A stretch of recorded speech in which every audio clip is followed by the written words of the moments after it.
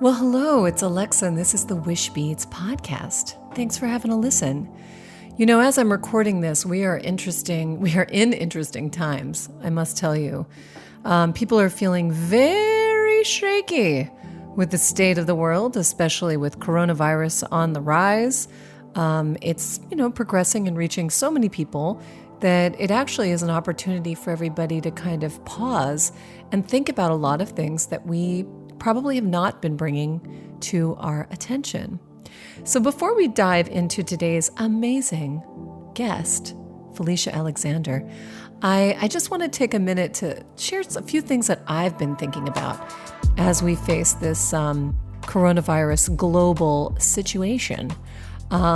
This week, actually earlier on Monday, I participated in part of a global meditation for well-being. And I'll tell you, I'm going to digress for a minute here, but even this idea of this global meditation, this idea is and was based on a notion that when together we can collectively calm our minds, get focused on well-being, on peace, calm, clarity, and when we do it collectively, it really raises the vibration. Now, what does that mean, vibration? Well, there's plenty of studies done about the immune system and the various stresses that are placed on the immune system, including energetic stresses, are stress on our nervous system. And you can imagine that an increased sense of fear and panic, that is stressing us out and causing our immune system to be compromised. So when we can together calm our minds and gain some clarity, there is a sense of well-being. And in that place, you reconnect to your trust, your sense of knowing, loving, feeling safe, feeling grounded. And this is all part of your well-being, not only your mental well-being, but your physical well-being too. And in light of all this coronavirus stuff, that's a really important part. So if in fact you didn't join us, you can find that recording over on our Wishbeads Facebook page, and I recommend you, join us there. But it really is a powerful tool that we all have. Now, interestingly enough, this phenomenon of wishing at once and meditating at once is part of my big wish. That in our next big concert is going to be September 21st, I believe. It's not totally confirmed, but that's the International Day of Peace, and September 21st, 2020. And it was based on this notion that if we can get over 1 million people wishing at once, we can also raise the vibration and consciousness to peace. Peace in ourselves, peace in our families, peace in our communities, peace in the world. Because why not? Why not? And it's up to all of us together. So that's really what's been weighing heavily on my mind and actually uplifting my heart.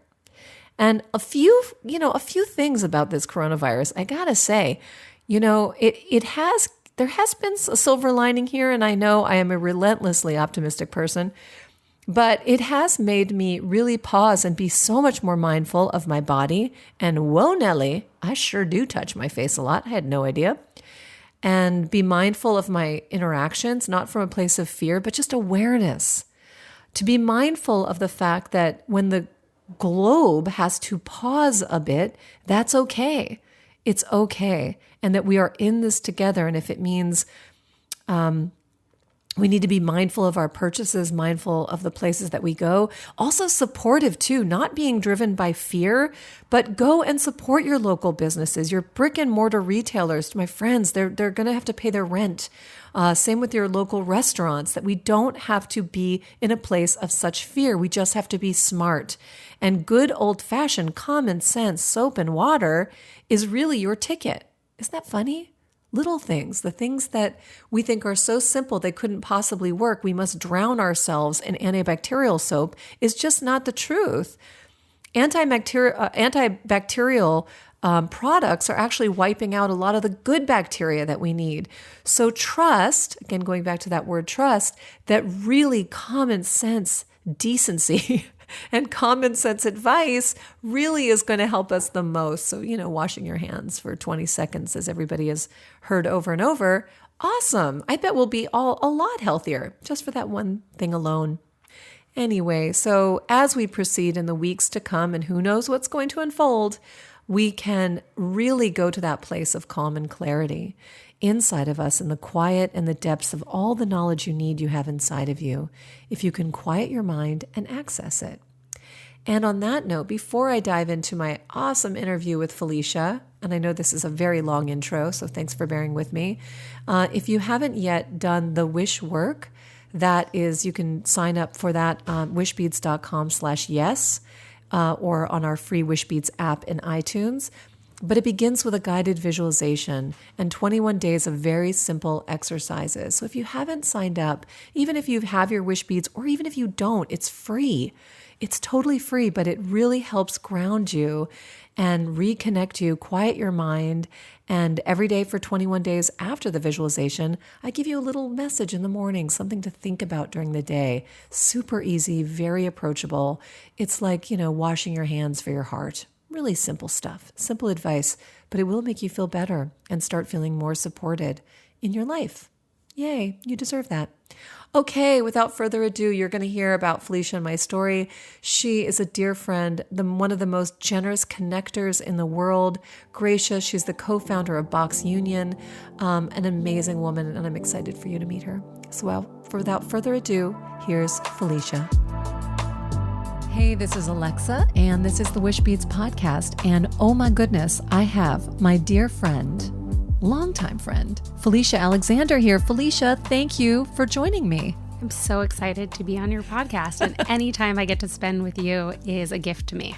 Aw, even we're sitting here on the Shasta with earphones on and staring at each other over coffee. Yay! I wanted to start, actually, one of the most extraordinary pieces of our friendship, I think, is how you found me, because this really speaks to a lot of what putting yourself out there can do for you in life and putting your wish out there. So how did it all begin? I was working for a company called Touchstorm, and Touchstorm helped brands create informational video to provide consumers with value.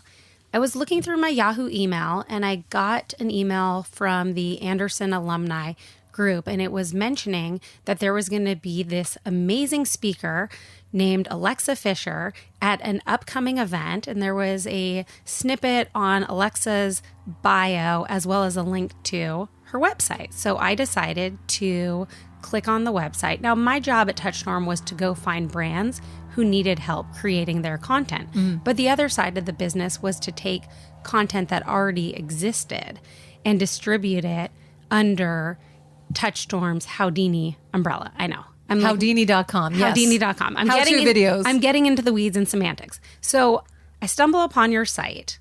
I see that you're in LA. I say that these videos are exactly what Houdini is looking for.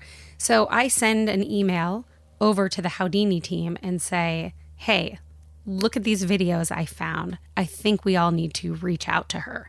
And subsequently... So they do. Yes. They reach out to me. Now, they're based in New York City.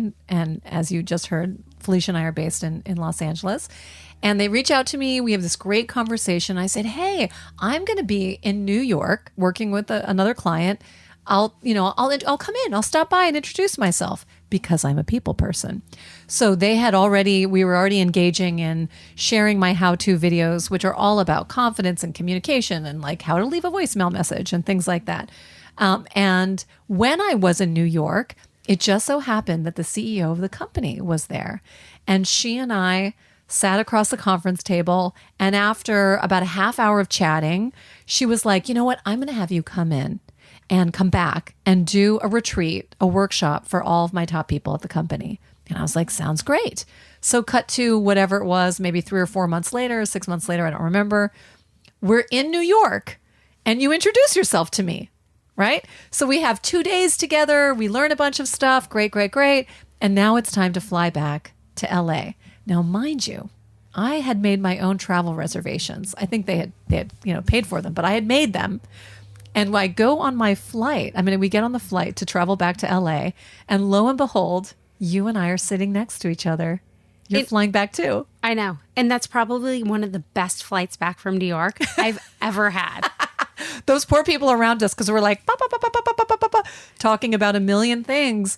And I don't know about you, I can speak for myself, but I was like about a half hour into the flight and I was like, that's it. Friend for life. Oh my goodness. What beautiful kismet, right? I agree. I mean, what's the chance? Sure, yes, New York to LA, and it was in an evening flight. Okay, we may have, but to sit next to each other, that, my friends, is all about like divine intervention and those weird, beautiful coincidences that happen when you're in alignment with like, hey, my intention is to meet like-minded people, and boom, it just happened. Yeah. No, it was incredible because there must have been, well north of 200 seats. Sure. On that plane. Totally. So what are the chances? What are the chances right next to each other without us even having to work for it? Yeah. I love that. Now, you had said something, and I can't remember the phrase that you used when you were sharing the story, but one of the things, there's lots of things I love about you, and I want to hit on all of them.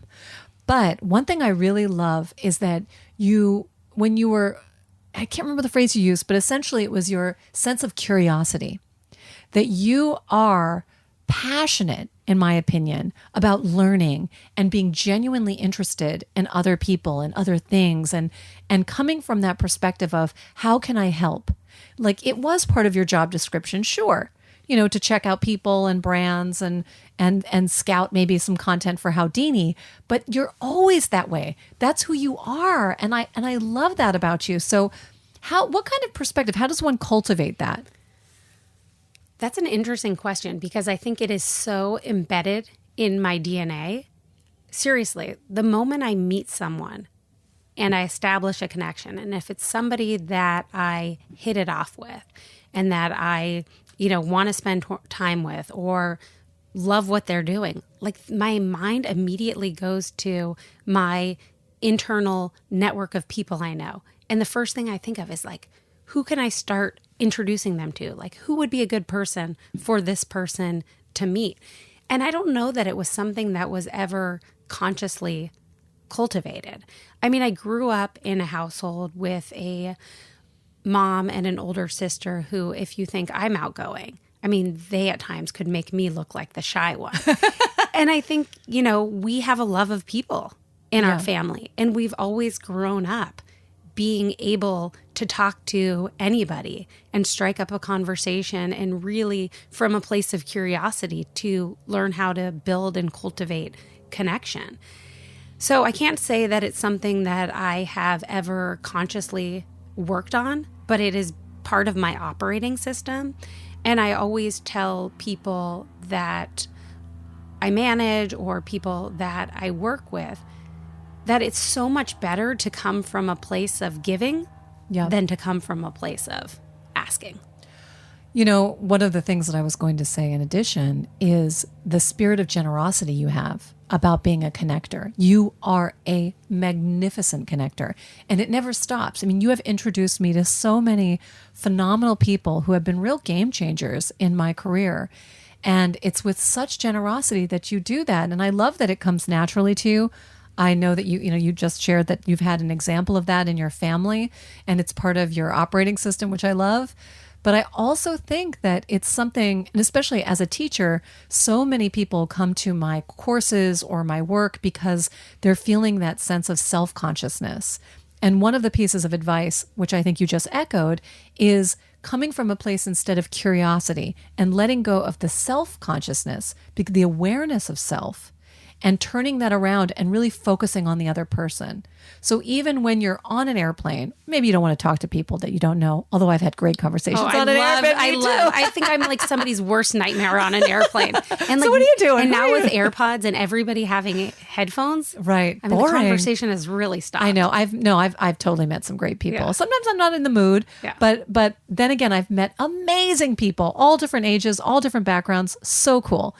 And I really think that in this world, if you are in the business of wishing, and we're going to talk about, your career changes and your evolution, this ability to connect with people is what makes your journey so much richer, whether you need guidance, whether you need mentors, whether you need networking. Well, all of it is about connections. And I think that cultivating that skill, you may be born with it. like in your case, but you can also learn how to do that. And the simple groundwork for that is just stay open, stay curious, stay kind. And also think about the people that you're attracted to. So that's one of the first things you said. If I want to connect with them, there is energy to that. And if you walk into an event, even if you don't feel like being there, consciously shifting your energy to be positive, to have a warm smile on your face, to be approachable, that is like your yes to the universe. It is contagious, that energy, and it is what's going to draw goodness right back to you. You know, that's so interesting that you talk about your energy when you walk into an event. And I remember 7-10 years ago, no, it had to have been more than that. There was this woman, Heather Hope Allison. She does street food cinema now, but she had done a group called Buzz Girls. And brands would reach out to her to connect their brand with individuals who weren't celebrities, but they were tastemakers in their own right. And in order to go to a Buzz Girl event, you were not allowed to bring a +1. You had to come By yourself. And it was such an unbelievable way to run an event. Because rather than sticking with the person who you brought to be your wingman, you were forced to go and have conversation with people. And I always try and make it a goal when I'm at an event or somewhere new, even if I don't feel extra outgoing that night, to just open myself up and try and connect and meet 3 people that I don't know. I love that. And I've watched you in events and you're masterful. And it's coming from a genuine place because your MO is how can I help this person? Not how many business cards can I shove in somebody's hand, which is horrifying and desperate feeling, and it turns people off, but really coming from that genuine curiosity.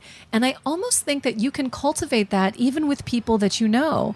I mean, how often do you really stare at your eyes of your child and really listen to them and really ask them questions? My boys are at an age where I ask them lots of questions and they're not so interested in answering. Stop, Mom. You're asking too many questions. I know. But there are, I had another friend's son over the other night, and he's a talker. It was so fun. I was asking him so many questions. It was great. And it's a precious moment. When you really get to connect with people. So if doing it at a networking event feels a little intimidating, practice with people that you know. Yeah. People at work, people that you know. You assume you know everything. You don't know anything. Well, and the one piece of advice that I would give, which is not new advice, is that most people like to talk about themselves. Heck yeah. And nobody really asks questions.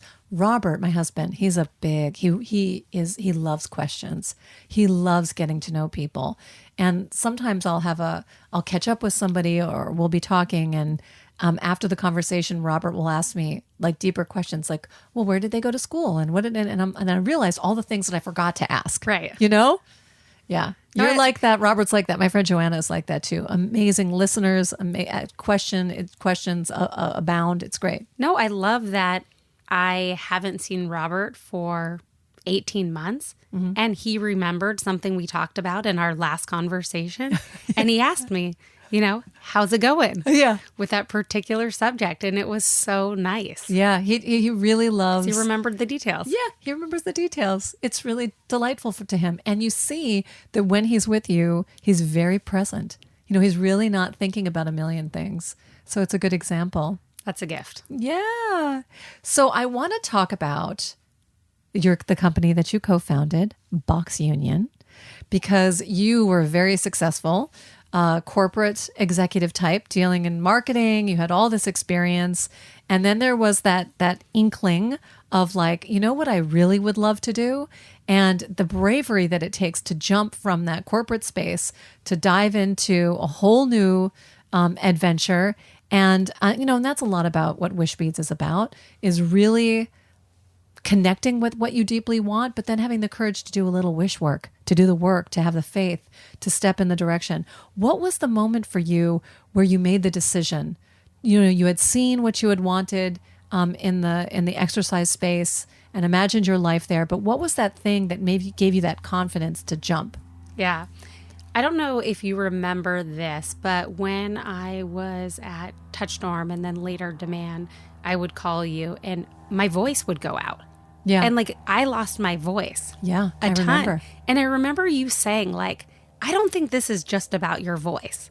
I think it's you're not doing what it is that you're supposed to be doing. And there was a lot of fear for me to leave a corporate environment. There's a lot of stability and a lot of comfort knowing that you have a check that shows up every other week, that knows that you have health benefits for your family. And believe it or not, I was really fearful about health insurance. We'd always been on my health insurance. I've got a husband who's an entrepreneur. I have a son. And it was like really small logistical things that really kept me up at night. Isn't that interesting? Yeah. And I got to this point where I called a broker. I talked to friends who were self-employed or had their own companies and asked them what they do for health insurance. And then once I figured out what that cost was, there was something so freeing in being able to make that leap. And I know that sounds incredibly trivial, but really it was something like that that kept me up at night. And there was just this burning desire. If you go and talk to my friends from college, not a single one of them are surprised by what I'm doing now. Right. People who may have known me in the corporate world are like, wow, that's kind of crazy that she went from, the corporate world to co-founding fitness boxing studios, but none of my friends from college, because this is something that I've always wanted to do. It's been slowly burning inside of me, and I had to get to a place in my life where I was able, from a financial standpoint, to be able to take a calculated risk. I think that's amazing. I also think it's such a powerful tool and a lesson to be able to name, to just step back and say, what is it that is stopping me? And I think the voice, sometimes you get the signs that you're not in alignment, that things are not, you're feeling anxious. There's, without judging yourself or getting frustrated or feeling a victim to like a medical circumstance. But what is the deeper lesson here? One, I love that. The second thing I really love is getting clear about what is it that is really the fearful thing. And it's that tiny work, the little wish work of going, okay, what can I Google? Who can I ask? How can I just be armed with a little bit more information to really decide, is that a real fear or a false fear, or just address it?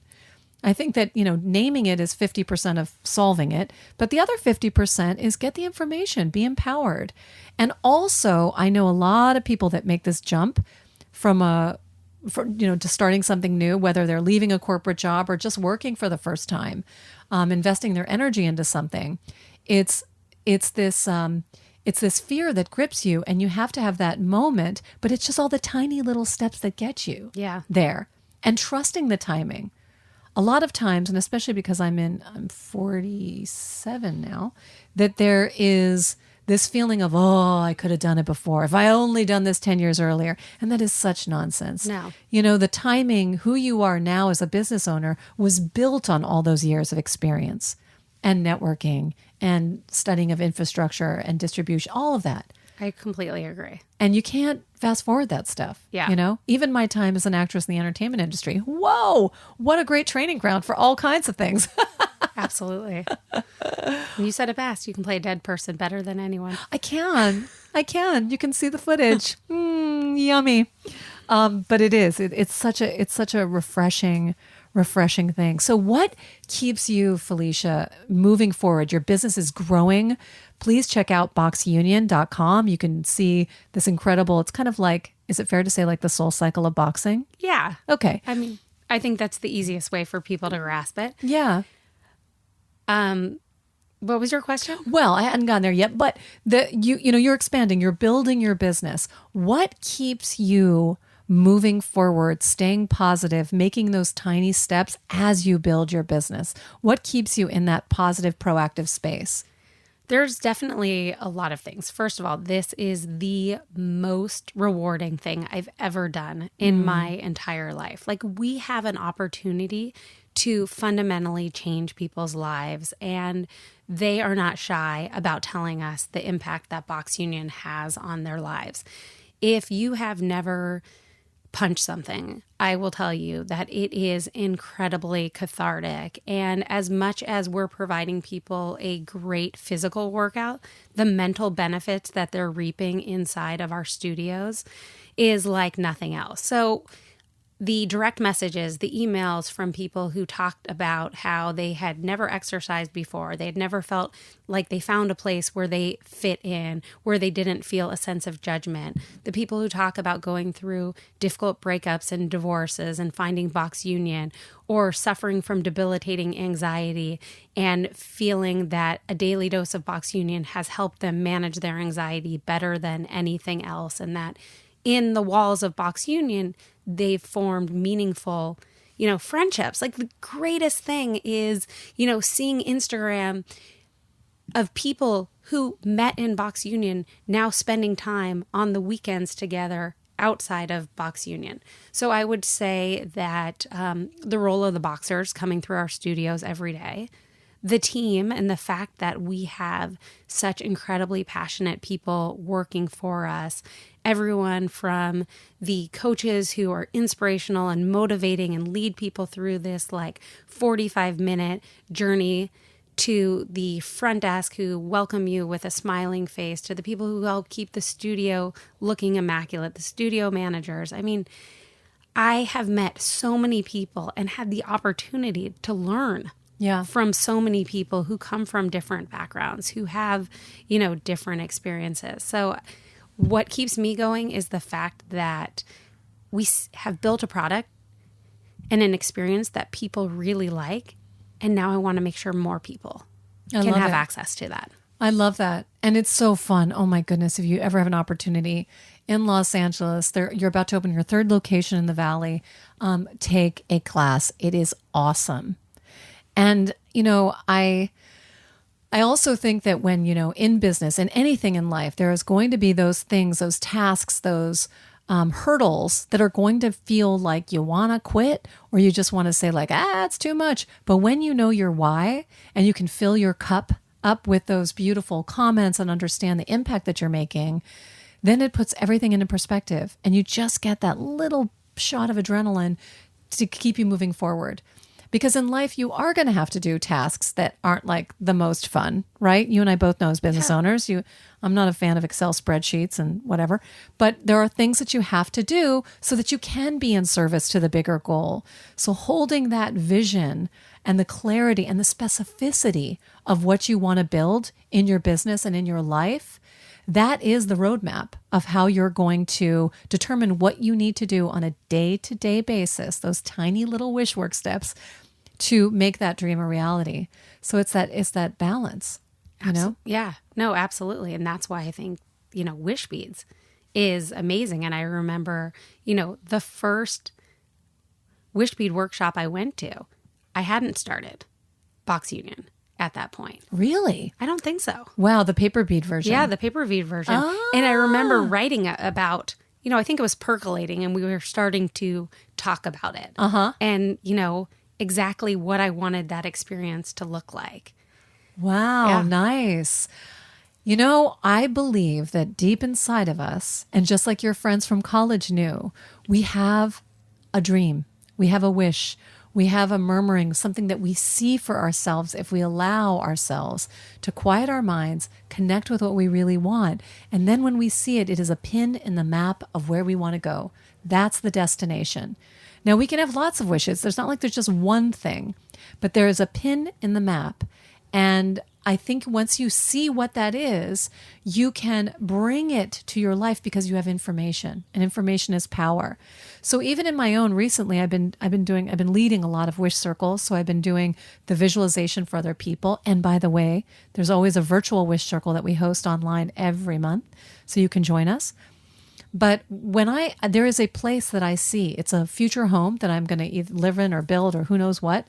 But in this home, I am sitting in this beautiful chair. I have my library of books on the wall. I have a cup of tea and I'm reading a book. Now, there's nothing profound. It's kind of a really simple, it just feels like everything, like all my family is fine. You know, everything is fine. It's just quiet and beautiful. So what I do, because I live where I live and my life is very busy right now, you know, on the weekends in particular, I take a nice cup of tea and I take my book and I sit on my existing couch in the quiet of like a Sunday morning, and I bring that experience, that future image, to my present. Because I think many times when we think about what we want, so you're maybe like, I want to have 50 Box Union locations by 2022 or whatever that looks like for you. But whatever that image is, you can bring a piece of that back right now. So your body can feel the satisfaction of like, that feels so good. And I deserve to feel that feeling, to have that experience right now. That's sort of that double edge, both wishing for something in the future and then bringing it to your life right now. Yeah. No, and you do that so well when you facilitate these workshops, when you're asking us to think about like, what does it look like? Who's around? What are the sounds? What does it smell like? And being able to see that with such clarity. It's not much different from being a competitive soccer player as a child growing up and having the coach, you know, lead us through visualizations. And I played a lot of offense in my time on the field. And it was always about like before every game and before I'd go to bed every night, like thinking about getting the ball and like how I was going to have that ball end up in the back of the net. And, you know, and what that looked like and what the sounds would be from the people on the sidelines. Yeah. In a way, it's as if your body is being trained in your mind. I think there's been some studies, I should do some research on this, about people who exercise in their minds, and that there's actually a physicality that is, I mean, there is a muscle strengthening or some kind of chemical thing that your body actually thinks it is working out. I'm not suggesting we all do like... No, we still need to come to Box Union. come to Box Union, don't get me wrong. But the power of the mind. Yeah. You know, you see this in medicine, people doing visualizations for healing. We're seeing the rise of meditation as a popular practice to calm the mind and reduce anxiety and stay present. I'm a big meditator, fan of meditation. And I think that we can embrace these tools, but we also must take the responsibility and the commitment to do them. Yeah. Because we can read about these concepts, but you won't be able to taste it unless you experience it. And when you experience it, you can expand it. It becomes your own. Yeah. And I think that you have to be the biggest believer in what it is you're doing. Because there's going to be so many people along the way. Oh, yeah. I mean, I'm sure you've got great stories and experiences of when you were telling people about Wishbeads. And, oh, yeah. You know, for everyone who was like, that sounds amazing, I'm sure there was people who were skeptical. And absolutely. You know, my business partner and I faced that with Box Union. Like, what do you two know about opening a fitness studio? We got a lot of, that's the dumbest idea I've ever heard. Ay, caramba. Yeah. And you're right. You have to know that you are going to be the biggest champion. You are going to beat the drum before anybody else will. And I'll tell you, so I have to, because I always talk about this on my podcast or whenever I can, but my big, big wish is to have 1 million people wishing at once and to do a live concert. And then we're going to live stream it. The majority of the people are going to be watching online. And I see this, I pictured it many, many times. In fact, our next concert, we're doing it. You're going to get invited, Felicia. Amazing. Saturday, March 28th in Ojai, California. And we're going to live stream it. There's going to be all kinds of talk about this concert. But the idea that you know, when I say to people, and I say to everybody, this 1 million wishes at once event, and I get a lot of eye rolls. And I don't let it bother me because I am so committed to this idea that together we can wish for peace, we can wish for happiness. And when we wish, this sort of collective energy is what's going to shift. Like, this is my contribution to the world. You know, this is my little game that I'm playing. But my why is so much bigger than my fear of rejection or someone's eye rolls or like them thinking this woman's crazy. I just don't care because I'm so much more committed to the vision. Yeah. You know? Somebody said this recently. I think it came from a book, and I'm not going to be able to quote it, but they said that purpose is the pilot light. And passion is the fire. That's nice. And that you always need to know your purpose. Yeah. Yeah. And if someone is wondering, how do I know my purpose? Like, that's actually what I struggle with. Go back to the feeling of love. What in your life, if you have experienced, and I'm not talking about romantic love, that's only one form of love. But if you've ever loved a movie, you've loved a book, you love your pet, you love painting, what do you love? That feeling is in alignment with your purpose. That's where you can have that spark of curiosity that goes, okay, well, if I've experienced that, then I want to experience it more. And it becomes your experience. I think sometimes people think, purpose is a sort of a job that I have to do or a project that I have to initiate. And your purpose can be, connecting with that love and sharing that love, which you do naturally when you are doing it. That energy touches everyone around you. Also, for people who are wondering about this piece of purpose, such beauty in giving back.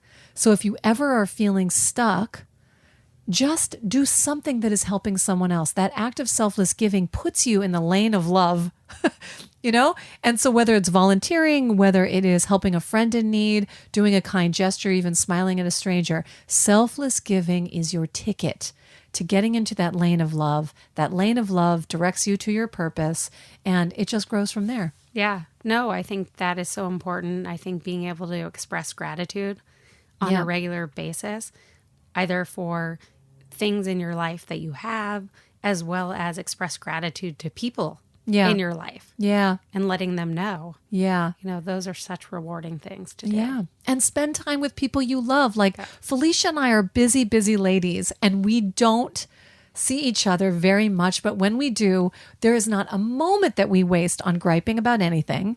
We just dive right back in. Yeah. And, in fact, we were just catching up when I was like, oh my God, I want to see you. Hey, come be on my podcast. So this is a way of us catching up and recording a podcast because we're multitasking women. Absolutely. But it's true. It's truly, the doing what you love, selfless giving, being grateful, and also surrounding yourself with great people. Yeah. I mean, I have been fortunate to have women like you in my life. But I also think you cultivate this habit of connecting with other great people and you prioritize it in your life. Yeah. We show up at events, we make time even though of our busy, busy schedules, and that really replenishes. It replenishes me. I know it replenishes you as well. But yeah, no. And it's so much fun to be able to put people together. And especially people that have like the same vibration. I started this before we started recording. Like, I met these two incredible women over the past couple of weeks. And I'm so excited to introduce you to them both because I think you guys all are going to have a love fest.